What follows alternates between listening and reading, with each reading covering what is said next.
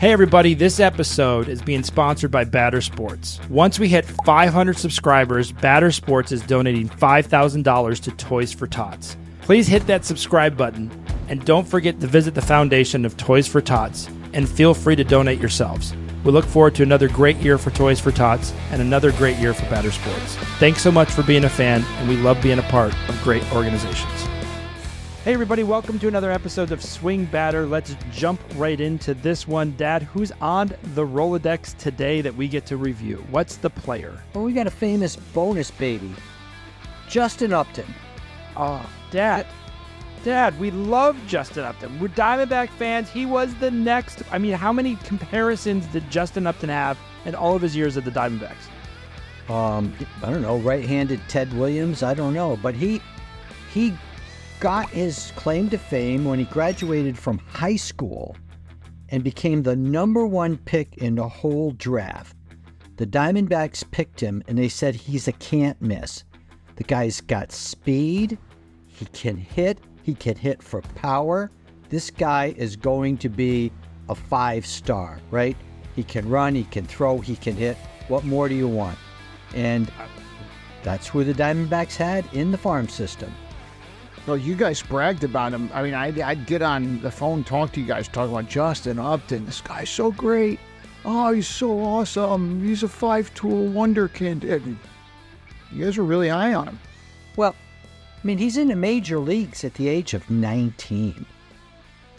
I mean, that's pretty incredible right there.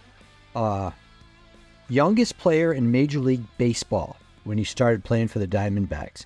He was with him for 6 years.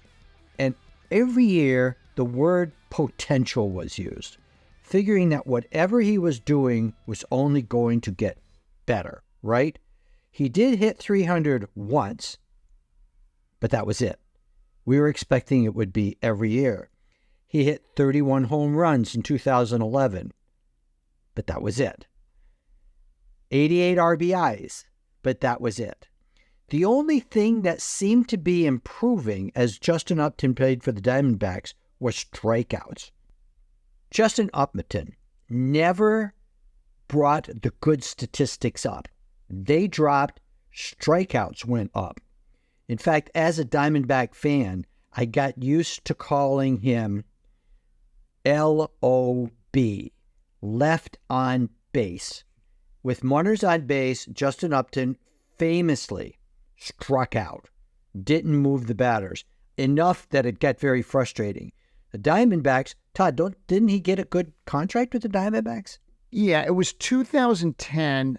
He had just made an appearance in the All-Star game in 2009. He had finished 25th in the MVP voting. He had batted 300.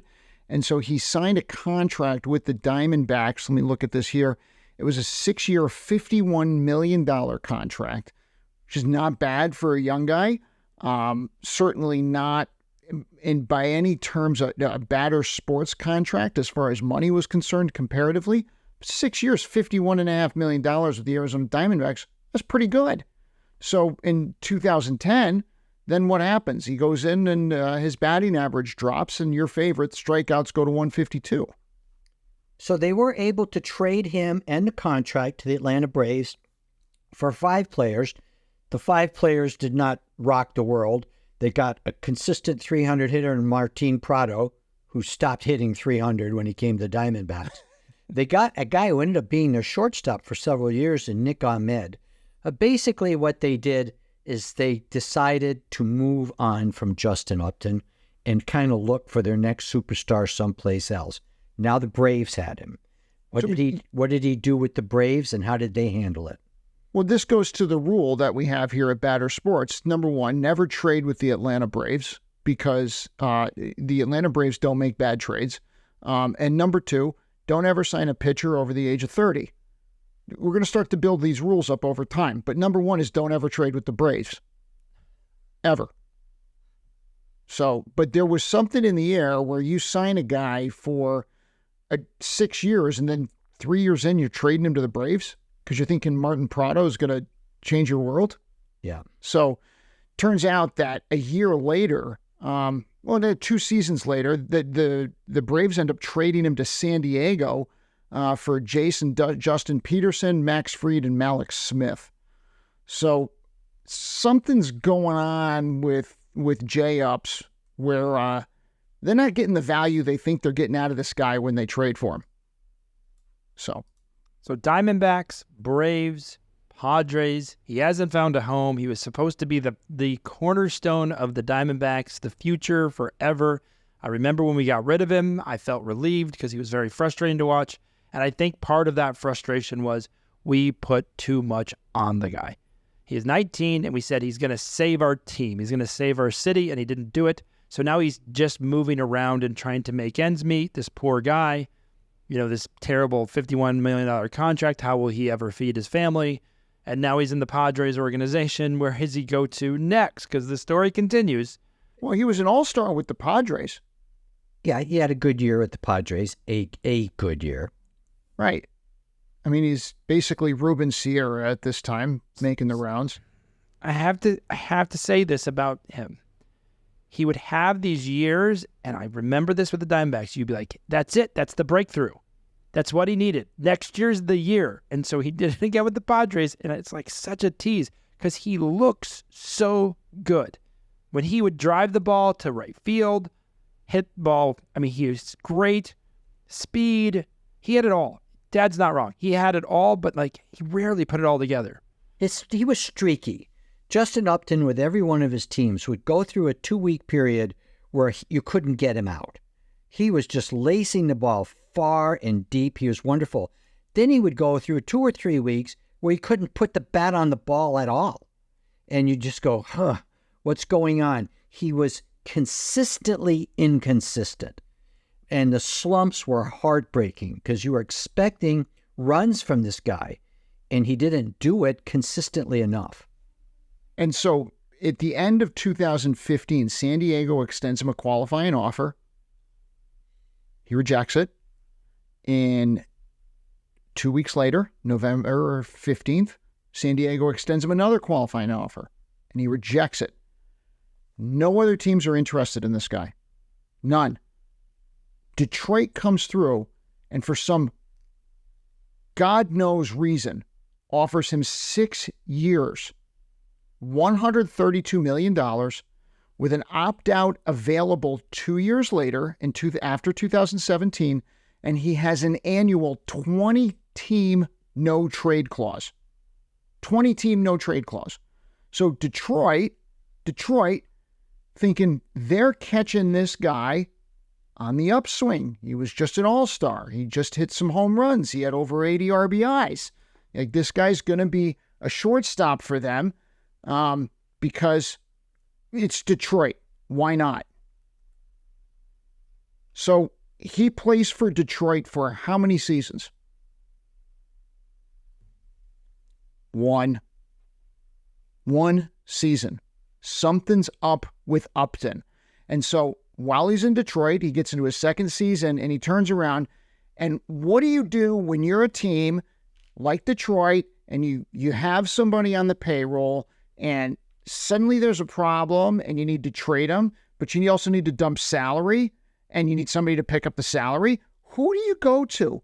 Whoever would do that in 2017, who was a GM by the name of Billy Epler and the Angels. Because, again, the eternal question for the Angels is how do we get to the playoffs with Mike Trout, Shohei Ohtani, and Albert Pujols? We got to get these guys to the playoffs. Now, we can't deal with the third base and shortstop position, so they trade for Justin Upton. I have to give a compliment to the Tigers. Yeah, he did okay with the Tigers. He had through 125 games. He had 28 home runs, 94 RBIs, batting .279. Looks like he's turning things around. Billy Epler and all of his analytics teams of baseball nerds decide that they're going to trade for this guy, and so they trade 2 pitching prospects. One of whom got really plagued by injuries and didn't really amount to much, and another who I think is playing in Japan at this point with the Nippon Tigers. So right now, they trade for Justin Upton. And what does he do with the Angels? Over the next 27 games, he bats .245. And so rather than say, hey, because they know he's not going to opt out of the contract. So what the Angels do is they say, we're going to restructure the contract and we're going to extend it another 6 years for $106 million, because how old is he at this point? 29 years old? 29 years old. So in 2017, at 29 years old, Justin Upton gets extended. So he signs this contract, and that was in 2017. And what ends up happening is, hey, listen, this is great. This guy's going to have a solid year, and it's just the opposite. It's like ordering filet mignon, chopped meat, hamburger, grass-fed, and somebody flops an Impossible Burger on you and tries to pass it off as the real thing. And it doesn't taste right. It tastes like an Amazon shipping container.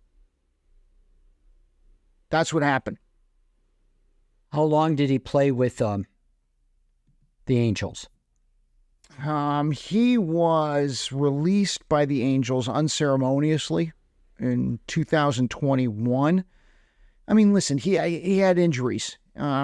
He spent more time on the disabled list, or the DL for those of you who are baseball nerds and want all that savvy language there. He spent more time on the DL really than he did on the field. In 2019, he played 63 games, hit 215. In 2020, in the COVID season, he had a paltry 204 average.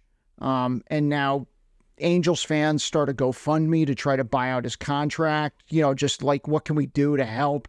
And then in 2021, he hit 211, 17 home runs, 41 RBIs in 89 games. In 2022, the Angels, they cut their losses. They release him. They eat the remaining $28 million of the contract, and paid him $28 million. For the record, they didn't even have to eat if they didn't extend this contract. Correct. So you're going back to who is the contract on, because we've gone over a lot of teams. It's on the Angels. Right. The buy high, sell low is on the Angels, and there's no reason for it. There was no reason to extend him. There is no justification. Detroit had him locked up. He was not going to opt out. He renegotiated as a threat of opting out, which they should have said bye, but the Angels, being the desperate girlfriend that they are, I'll change. No, it's me. Let me do something different. I love you. I love you more. The other thing that I want to know about is, where did Detroit and the Angels meet for this trade? Because my picture is, they're two homeless guys on a beach. Hey, you're the GM of the Angels. Hey, you're the GM of Detroit. Hey, I got this guy. Ooh, is he great? Oh, he's great. He's the best. And what are the Braves doing? The Braves are in a high-rise condo on the beach, laughing at these two teams negotiating about the player that they got rid of a long time ago. So that's the scenario of what I see in my mind when I think of this awful trade that the Angels accepted. And the worst part about it is, then they extended him. Right. And guess what? And Billy Epler really belongs in like the BadderSports Hall of Fame as the worst GM possibly in existence, because by the time they released Upton, Epler wasn't even around the Angels to even compensate to pay for this, because they had gotten rid of him already. He was on the Mets, screwing up the Mets lineup, signing overpaid, out of work, nursing home pitchers to $50 million a year. So in the last 6 seasons of Justin Upton, he played over 100 games once. Ugh. Once. So, I mean, let's say he was injured, not his fault. But why are you, Brendan, to your point, why are you extending this guy? He made, in those last 6 years, millions and millions of dollars for nothing. Nothing. This was truly a buy high, sell low on the part of the Angels. It's like Epler didn't even look at where he had been previously to try to say, like, maybe there might be an issue here. Because what Arizona signs him to a 6-year deal and then trades him for Martin Prado? Really? Like, and now all of a sudden this guy's a bargain. the Braves dumped the guy for the Peterson twins, right? And not the Thompson twins, who were great singers in the 80s. Like the Peterson twins, that's who the Braves dumped him for. Detroit signed him, and then Detroit almost immediately is looking to get rid of him in a trade. And you scoop him up and extend him. What are you doing? I think the Angels organization really deserves, this buy high, sell low kind of gear that we made. The Angels themselves are notorious for this. It's amazing how many Angels contracts that we've reviewed so far, and we haven't even gotten to all the meat and potatoes of all the contracts we truly have. This is just one of many, folks. The one thing that I want to say about Justin Upton is he had a great career if you're going to look at how much money he made over the course of his career, and he had some great seasons. But man, I will forever remember what they sold him as. And I guarantee you, every place he went, they sold him the same way. Potential, excellent player, can just do it all. And he never lived up to the hype of what they sold him as. Now, he made a fortune. And at the Angels, just like all players at the Angels, when you get by the beach and you get the house, and you're like, do I want to go play baseball or can I be on the injured list? And you sit down with Billy and he creatively finds a way for you to be on the DL like he always does. And then you're on the beach again. The Angels are always the team, to me, that doesn't have the authenticity of the name like the Dodgers, but they really want to be known. And all they're really known for is reaching. So if you want to define greatness, Justin Upton at his best, which was rare, was about a 285 hitter, hit 30 home runs maybe once or twice in his life, and at his best was driving in 80 runs. I don't qualify that as greatness when most of the years are far below that. He was great to look at. He had all the abilities, and they paid him for potential that never happened. One of my favorite things to look at is baseballreference.com. If you look at a player's stats and scroll all the way to the bottom, they have what they call similar batters and most similar by ages. And the most similar batter to him is Ron Gant. For all you who remember Ron Gant, which is kind of like that. You just did that gesture right there. Then, yeah, all right. It's like, well, how'd we do? We had Ron Gant. Good player. Right, but his personality went a long way. His personality went a long way. When you don't have the personality. So, and then most similar by ages is most similar to Ruben Sierra. You know?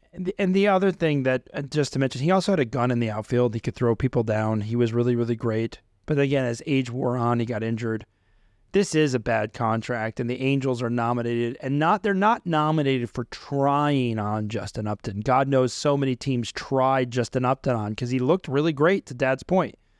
They're on this with Justin Upton because they extended him for no reason. And for that, they bought high, and they knew they shouldn't be, but they did it anyways.